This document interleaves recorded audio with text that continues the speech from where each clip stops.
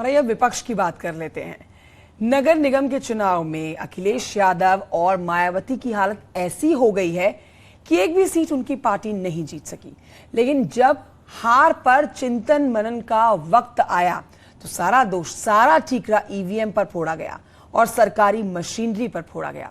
जहां मायावती ने कहा कि अगर चुनाव बैलेट पेपर से होते तो परिणाम कुछ और ही होते, मतलब उनकी पार्टी के पक्ष में आते, तो वहीं समाजवादी पार्टी ने बीजेपी सरकार पर सरकारी मशीनरी के दुरुपयोग का आरोप भी लगा दिया।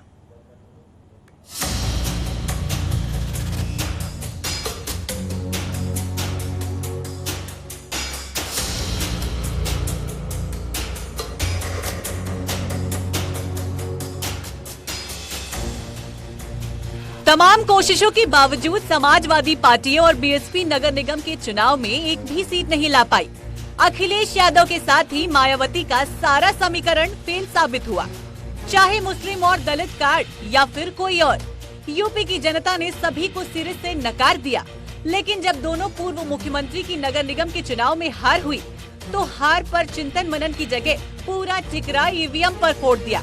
मायावती ने ट्वीट में लिखा, अगर ये चुनाव भी फ्री एंड फेयर होता तो नतीजों की तस्वीर कुछ और होती।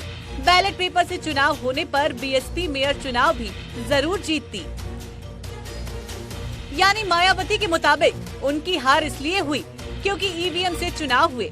तो दूसरी तरफ समाजवादी पार्टी भी अपनी हार पर कहां चुप बैठने वाली थी।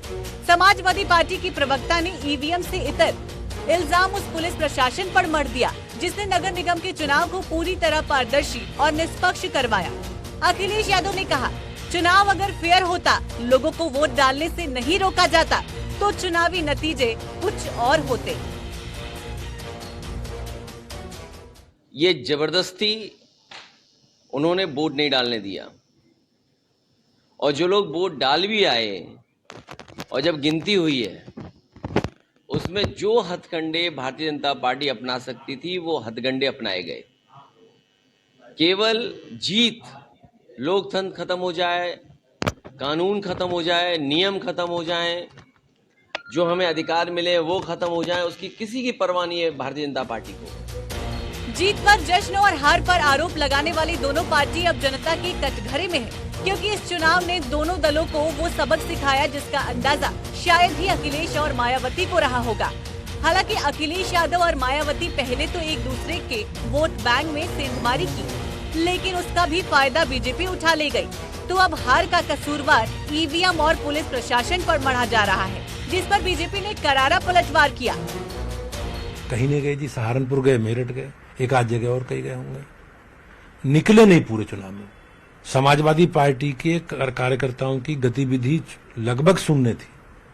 वो पहले ही चुनाव में जाने से पहले हार स्वीकार कर चुके थे और उन्होंने मन बना लिया था कि प्रचार करने से कोई लाभ नहीं है, बाद का होमवर्क करो, क्या क्या बोलना है, संवैधानिक संस्थाओं को दोषी ठहराना है, ईवीएम को दोषी ठहराना है, प्रशासन, पुलिस प्रशासन पर आरोप लगाने हैं और चुनाव में धांधली हुई है, ये इस तरह के आरोप लगाने हैं। ये मैं ही कहता हूं कि ये संवैधानिक संस्थाओं का अपमान है। एसपी बीएसपी ने कहा, धांधली से अधिकतर सीट जीती, तो बीजेपी ने कहा धांधली का निराधार आरोप लगाया। एसपी बीएसपी ने कहा सरकारी मशीनरी का दुरुपयोग हुआ, तो बीजेपी ने जवाब दिया निकाय में फ्री एंड फेयर चुनाव हुआ। एसपी बीएसपी ने आरोप लगाया अनफेयर चुनाव अति चिंतनीय, तो बीजेपी ने कहा जनता ने विपक्ष को जवाब दे दिया।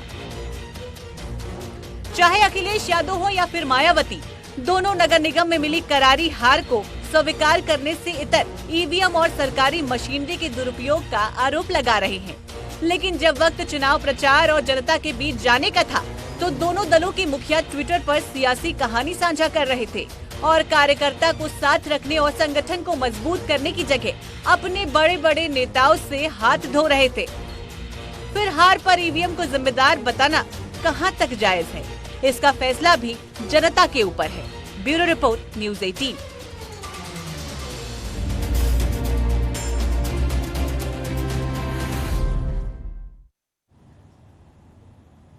इस बीच आपको यह भी बताएं कि निकाय चुनाव में ओबीसी फैक्टर से अखिलेश यादव और मायावती को कई सीटों पर नुकसान का सामना करना पड़ा। भले ही ओबीसी की पार्टी को नगर निगम में सीटें नहीं मिली हो, लेकिन मेरठ में ओवैसी फैक्टर काम करता हुआ दिखा। जिस तरह से असदुद्दीन ओवैसी ने इस इलाके में प्रचार किया और मुद्दे उठाए, उस पर मतदाताओं का भरोसा दिखा। अखिलेश के मुस्लिम यादव समीकरण को फेल कर दिया।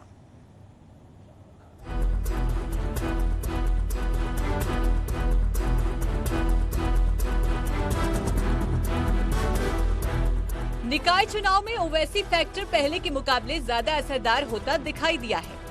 गौर करने वाली बात यह है कि AIMIM के प्रत्याशियों ने समाजवादी पार्टी की वोट बैंक को बड़ा डेंट मारा है। नगर निगम, नगर पालिका और नगर पंचायत तीनों ही स्तर पर ओवैसी की पतंग ने अखिलेश की साइकिल को पंचर करने में अहम भूमिका अदा की है।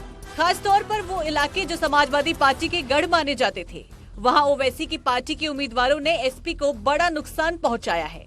मुजफ्फरनगर में AIMIM प्रत्याशियों ने गठबंधन प्रत्याशी लवली शर्मा को वोटों के मामले में बड़ा नुकसान पहुंचाया है। उसी तरह मुरादाबाद यानी कि समाजवादी पार्टी के गढ़ में भी SP की हार में AIMIM ने अहम भूमिका अदा की है। आगरा में तो SP की जमानत जब्त हो गई। कई सीटें ऐसी हैं जहां पर AIMIM के उम्मीदवारों ने न सिर्फ SP बल्कि BSP की वोट बैंक में भी सेंध लगाने का काम किया है। कल जो उत्तर प्रदेश के मजालिस मुकामी और बल्दियात के इंतखाबी नतीजे आए या नगर निकाय चुनाव के जो नतीजे आए, वो मजलिस इत्तेहादुल मुस्लिमीन के लिए बड़े ही हौसला अफजा रहे हैं और इसके लिए मैं शुक्र अदा करता हूँ अल्लाह सुब्हाना व तआला का और मजलिस के तमाम जिम्मेदारों का।